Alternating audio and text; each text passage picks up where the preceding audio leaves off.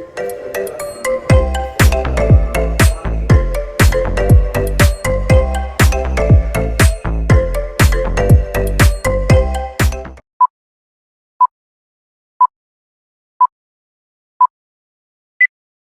datang di podcast pada hari ini.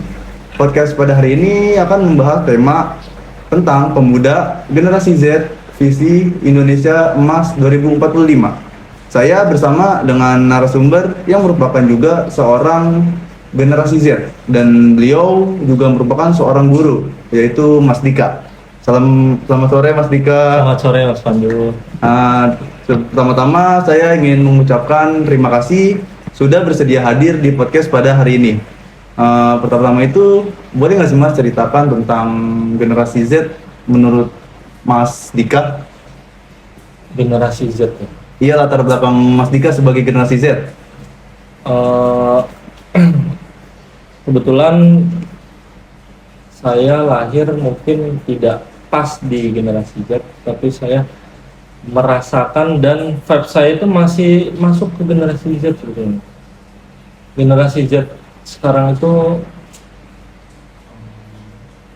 bagus ya, sumber dayanya itu cerdas-cerdas Ya. terus juga anak-anaknya itu, remaja-remajanya itu aktif dalam bersosial. Cuma ada beberapa kekurangan dari generasi Z menurut pandangan saya.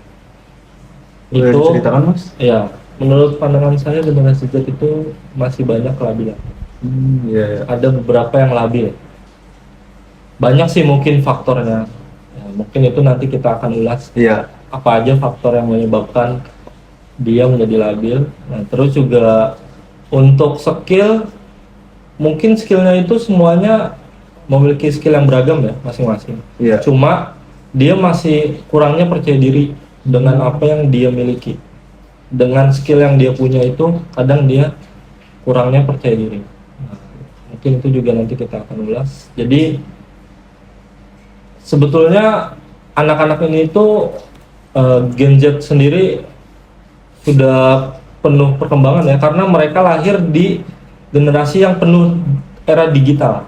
Iya. Teknologi, banyaknya teknologi Gen Z. Ya. Gen Z itu dari mulai tahun berapa aja, Mas? Gen Z itu dimulai dari tahun 1997 sampai 2012. 2012 ya kan? Iya. Nah, dari mulai 97 mungkin belum banyak lah teknologi ya. Iya benar. Untuk menggali informasi, gadget dan lain-lain. Tapi sudah masuk di 2003 ke sini, Iya. itu sudah, jangankan 2003, dari 2001 saja saya pernah punya PC Pentium 1 atau komputer Pentium 1. Iya. Nah, itu dulu saya senang di sana itu main game, ya kan. Nah, di sana juga kita bisa menggali informasi sebetulnya, tapi kesulitan dengan apa ya? Internet mungkin. Oh, internet ya. Karena dulu tuh tidak semudah sekarang. Sekarang provider tuh banyak, ya kan? Iya. Terus media, IndiHome dan lain-lain. Iya. Tapi kalau dulu itu kesulitan. Kita itu susah, harus ke warnet Iya. gitu kan. Karena ya tidak mudah untuk mendapatkan internet pada saat itu. Bahkan di HP pun dulu ya masih eranya telepon, SMS ya kan. Iya. Nah, tapi 2005-an ke sini itu sudah lebih mudah. Nah, Gen Z itu sudah apa ya, gampang mendapatkan informasi dari sana sini. Iya. Berarti perbedaannya lumayan signifikan ya Mas, antara di Mas Dika sendiri kan yang lahir tahun 1995 ya? Iya, betul. Dengan ya anak-anak Gen Z sekarang yang mungkin bisa dibilang lahir di tahun 2000. Iya. Perbedaannya mungkin entah dari permainan ataupun teknologi segala macam, itu berarti sangat signifikan gitu. Zaman dulu tuh permainan itu serba tradisional, ya kan? Dari mulai kelereng, lobak sodor, bentengan, petak umpet, ada juga kita main kasti dan lain-lain. Setiap puasa kita main kasti. Beda. Saya mungkin di 2005 itu kan 2007-an lah ya. Sudah SMP itu sudah kenal yang namanya warnet. Itu tuh ketika kita puasa pasti larinya kita ke warnet. Ya kan? Beda zaman dulu ketika habis sahur nih kita mainnya kasti. Ayo main kasti yuk. Di lapangan gitu ya? Iya betul. Tapi sekarang ya tadi dengan mudahnya ada HP, mereka bisa main game di HP, ya kan, buka Iya. YouTube, sosial media yang lain. Nah, jadi mungkin perbedaannya di situ sih perkembangannya. Nah, berarti kan kalau bicara tentang teknologi ya Mas, nah kita tahu nih bahwa generasi Z adalah generasi yang tumbuh di era digital dan informasi. Nah, bagaimana sih pengaruh teknologi terhadap kehidupan sebagai pemuda itu untuk saat ini? Pengaruhnya ya? Iya. Pengaruh dari teknologi dan juga informasi untuk para Gen Z mungkin. Iya, benar. Yang pertama itu pengaruhnya sungguh besar ya, karena mereka dapat mengakses informasi dengan sangat mudah.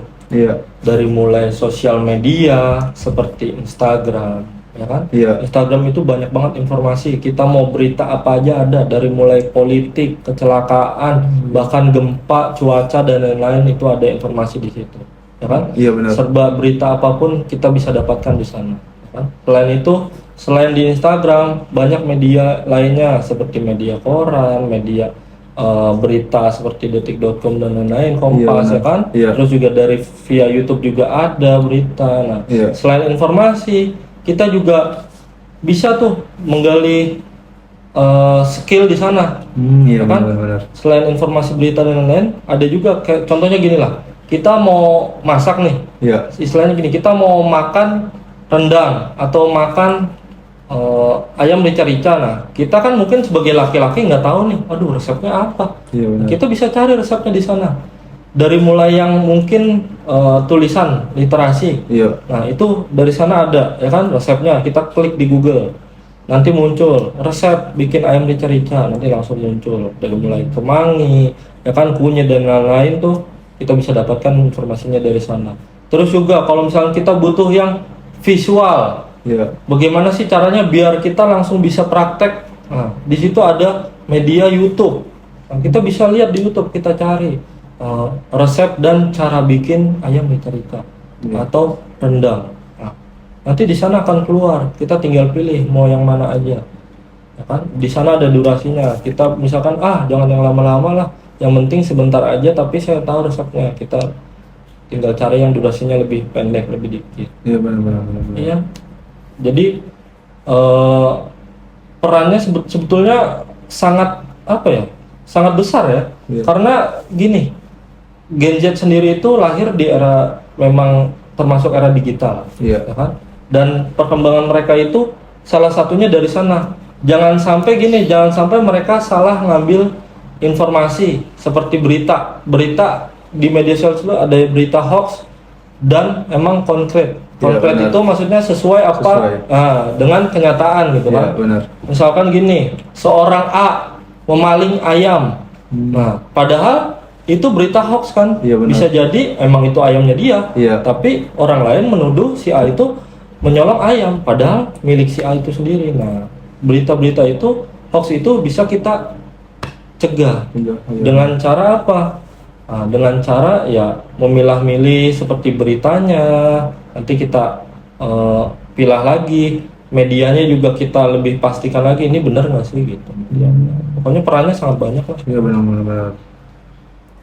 Nah, berarti kan tadi kita berbicara tentang Mas Dika ini kan seorang guru ya. Nah, pasti kan Mas Dika punya anak murid yang Mas Dika didik lah buat nanti pengaruh mereka di masa depan nih. Nah, kira-kira gimana sih gambaran ataupun fenomena yang terjadi nih yang selama Mas Dika ngajar, ada apa sih di perkembangan itu? Mungkin perkembangan era digital dengan anak-anak didik saya ya, Iya. salah satunya. Saya sih menanamkan ya, ketika saya mengajar itu saya selalu belajar tentang teknologi informasi, karena segala berita apapun kita bisa dapatkan di sana. Iya. Entah itu dari mulai di HP, laptop, ya kan, atau Iya. TV, macam-macam. Makanya saya selalu menanamkan literasi, jangan pernah memalas untuk membaca. Karena membaca itu sangat penting.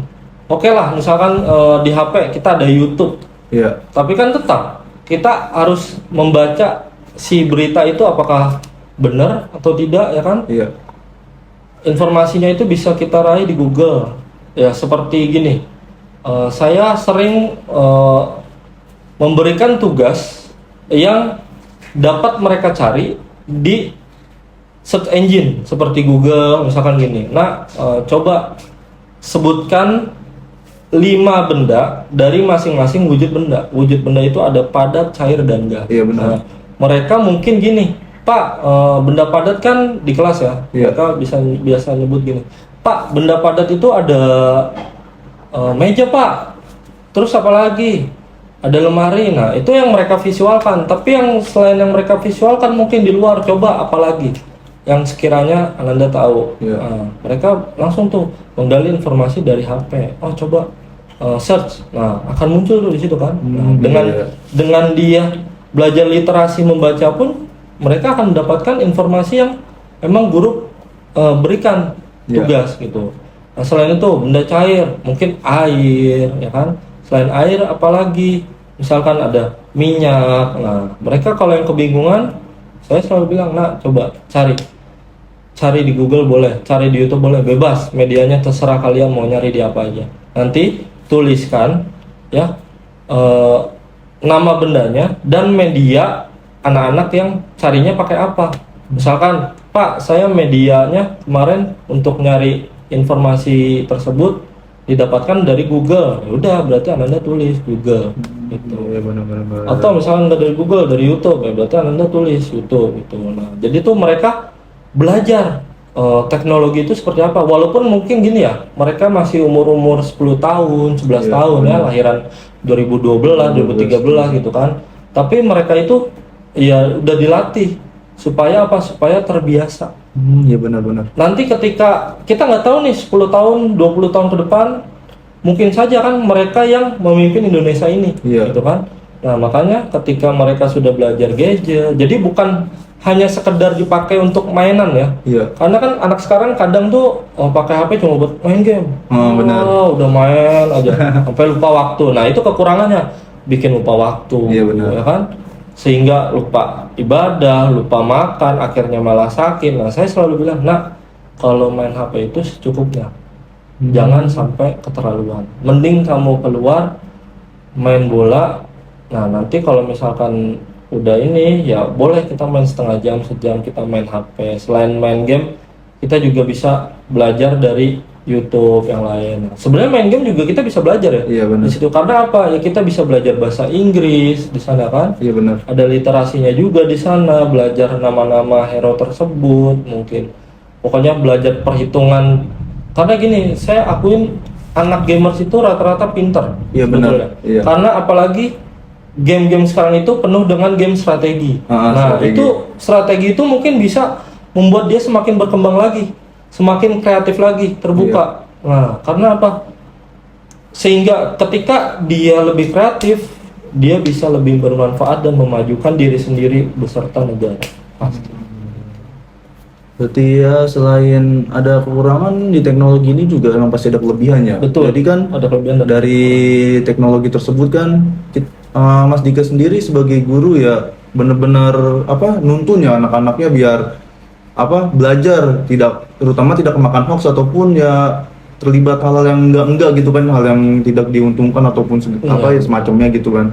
Nah, berarti kan apa sih Mas kira-kira tantangan yang Mas Dika hadapi nih yang sebagai guru, apalagi bisa dibilang Mas Dika ngajar pemuda Gen Z juga ya di era digital ini, tantangannya. Tantangan yang saya hadapi sebetulnya banyak ya.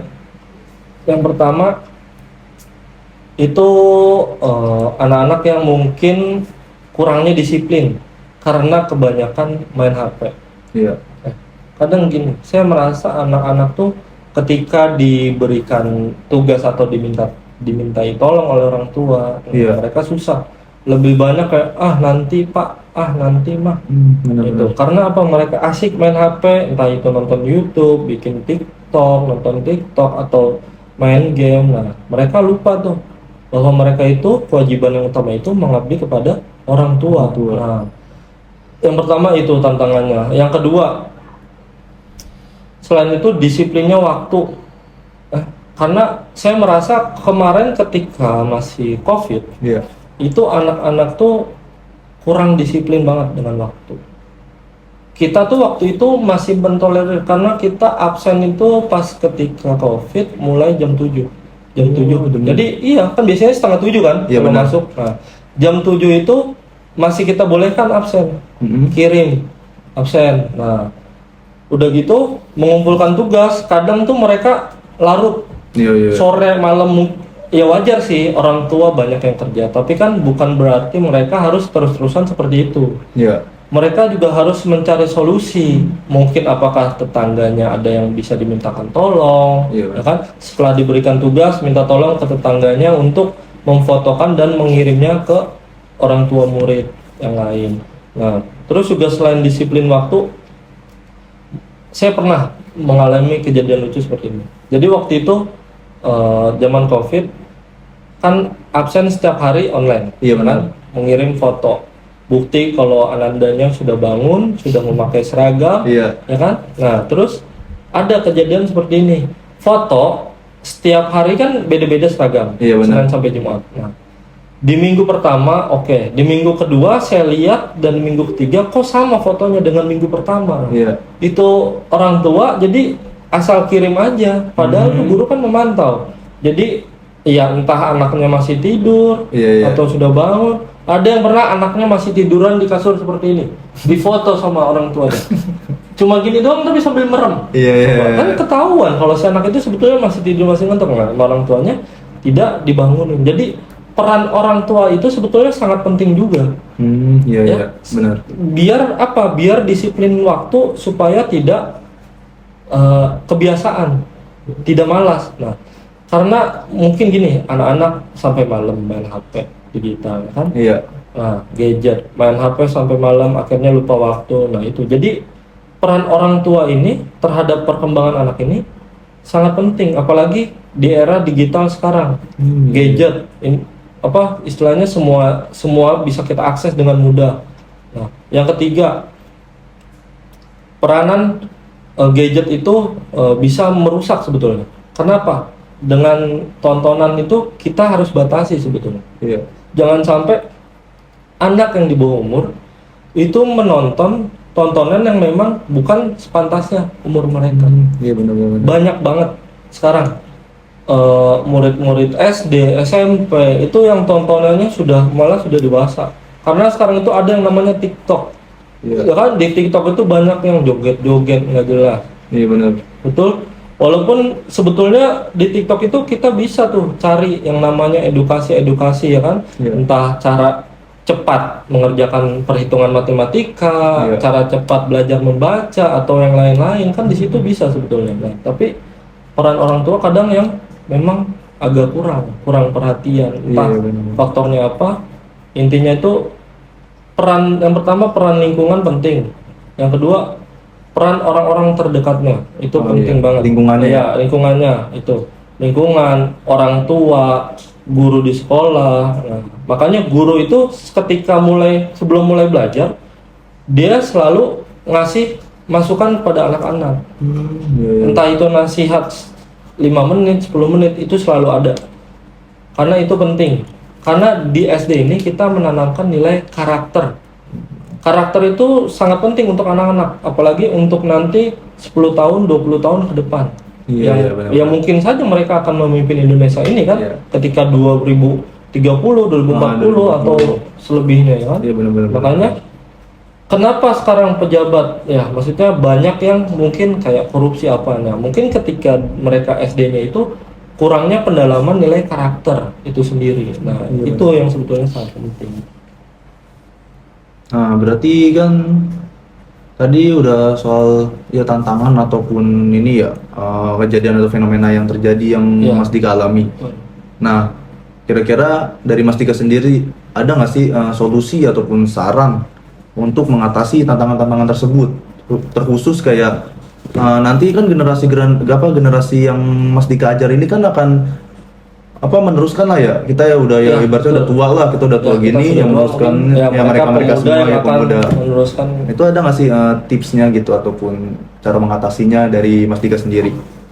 Ya, yang pertama untuk Gen Z atau anak-anak sekarang tuh solusi yang menurut saya itu baik itu kita belajar cara bersosialisasi dengan benar.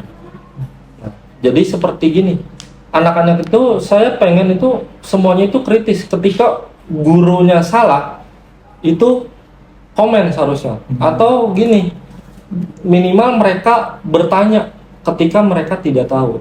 Nah, jadi gini, kadang gini ya, saya agak kurang suka ketika seorang pemimpin gitu ya, dia egonya tinggi dan malu bertanya. Nah, saya pengen tuh semua anak-anak Gen Z sekarang itu ketika mereka tidak tahu, mereka tidak malu untuk bertanya dan bukan malah mengkeep apa isi pikirannya dia atau apa hal yang dia tidak tahu, ya udah kayak pura-pura tahu. Nah, itu saya kurang suka. Jadi sosialisasilah yang baik gitu. Ya benar-benar. Jadi bertanya apa, terus kuasai teknologi ya. Walaupun tidak seluruh, minimal kalian bisa menguasai salah satunya. Contohnya gini, sekarang kan era modern ya, eranya content creator, YouTube dan lain-lain. Iya, benar. Nah, kalian bisa tuh belajar caranya gimana sih bikin video untuk YouTube, video yang bagus tuh seperti apa. Terus yang marketnya itu apa yang disukai oleh orang-orang itu yang seperti apa sih? Iya, benar-benar. Tapi buatlah video yang positif, bukan yang negatif. Jadi belajar itu bisa dari mana aja. Entah kita bertanya yang tadi saya bilang pada orang, entah dari HP, gadget, teknologi. Nah itu, jadi selain belajar bersosialisasi dengan benar, belajar teknologi dengan baik.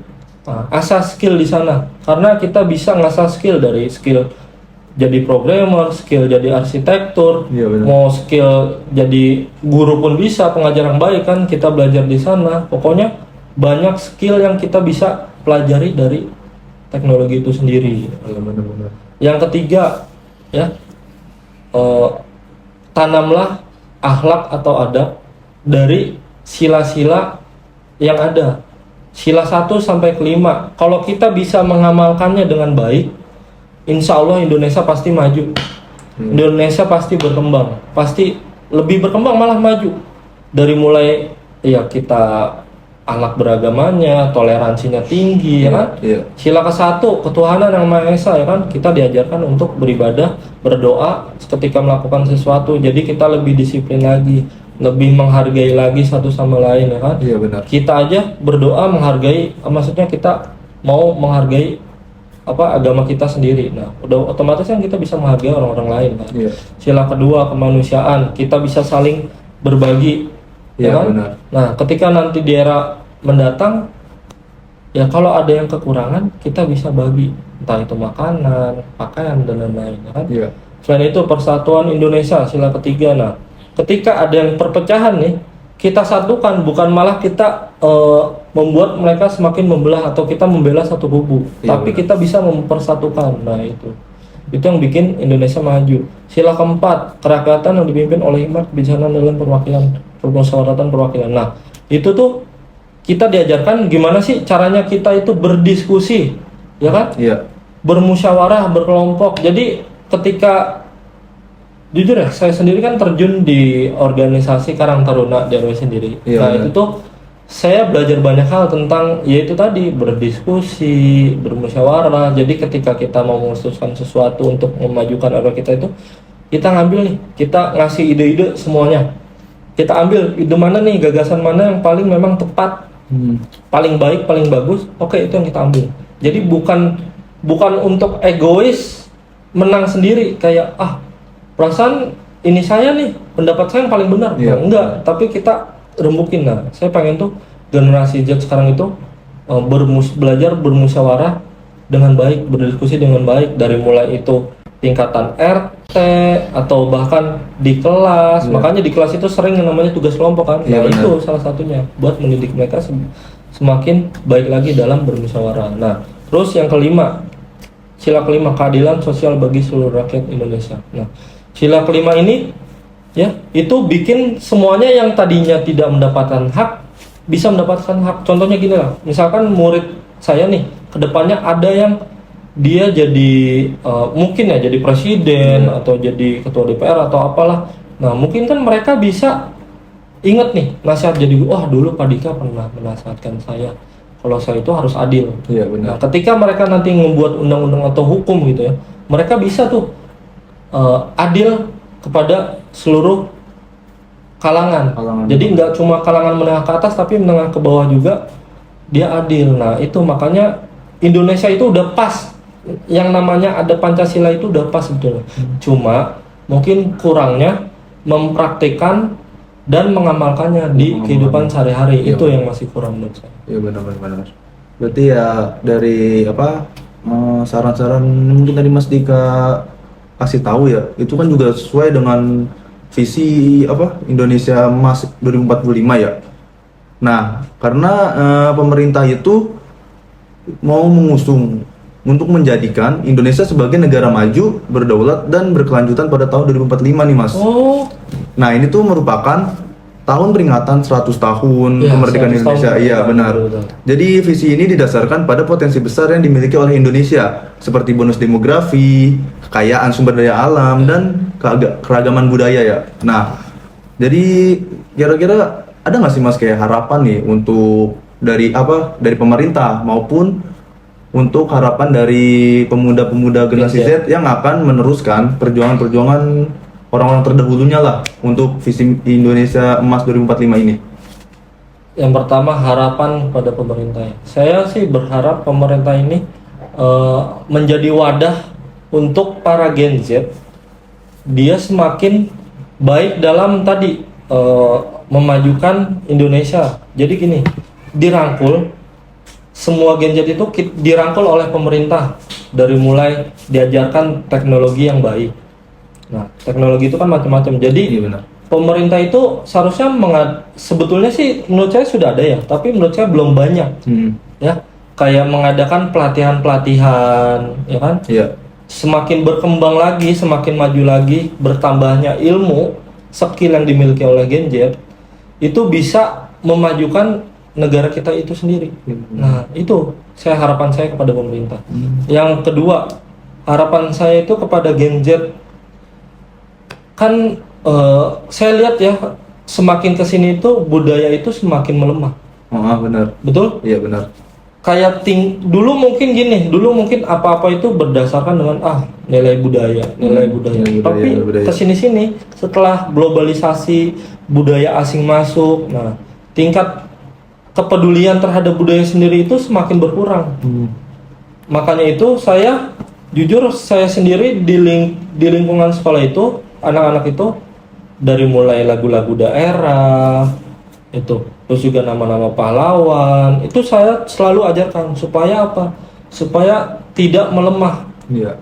Dari mulai Gen Z yang paling kecil, ya, dari usianya paling dini dan kecil itu sudah diajarkan sehingga mereka itu mungkin bisa berbagi kepada teman-temannya yang lain supaya tidak melemahnya budaya kita. Jujur di organisasi saya juga Karang Taruna ini saya bikin program yang namanya literasi numerasi. Literasi ini gunanya untuk apa? Seperti gini, kita kumpulkan nih anak-anak kecil atau remaja di RW kita kumpulin, terus kita kasih edukasi tentang lagu-lagu daerah. Nanti kita akan buat lombanya. Nah, dari situ aja sebetulnya bisa jadi media mereka supaya tidak lupa akan budaya daerah.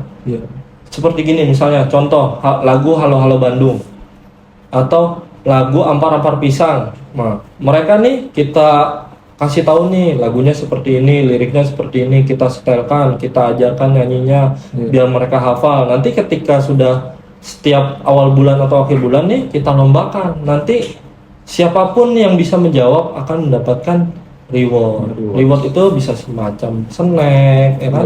Dan lain-lain. Nah, mereka jadi antusias. Saya pengennya itu pemerintah ini ngebuat ajang lomba atau program yang seperti itu. Jadi bukan hanya di sekolah, tapi di lingkungan sekitarnya juga dapat. Kalau ini mah dari gagasan dan ide saya aja ya, untuk membuat kegiatan literasi numerasi itu supaya mereka itu tidak lupa seperti nama-nama pahlawan. Nanti kita akan tampilkan pakai proyektor Iya.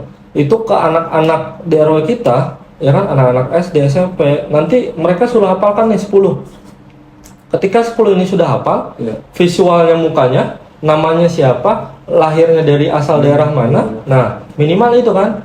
Nanti ketika lombanya juga kita akan pilih nih pahlawan-pahlawannya, tapi secara visual aja, namanya tidak kita tampilkan. Mereka suruh nebak, ini pahlawan, misalnya gini, foto pahlawan Imam Bonjol. Iya. Nah, mereka suruh nebak nih, namanya siapa, nanti yang angkat tangan.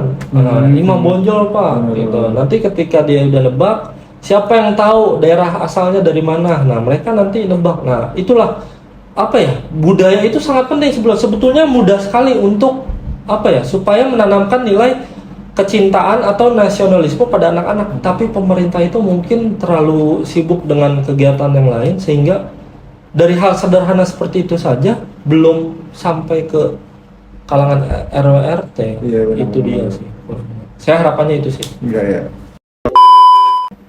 Nah, apa sih Mas kira-kira peran nih untuk generasi pemuda Gen Z dalam mewujudkan visi Indonesia Emas 2045? Dan ada nggak sih Mas pesan-pesan untuk pemuda generasi Z ini yang mungkin aja nih pada nonton nih pada podcast pada hari ini nih? Perannya itu udah pasti krusial sih, penting juga, karena apa, mereka lahir tuh di era digital, di era teknologi semakin maju lagi ya. Mereka itu seharusnya dapat membuat teknologi itu sendiri semakin membaik, bukan hanya digunakan untuk hoax, Iya.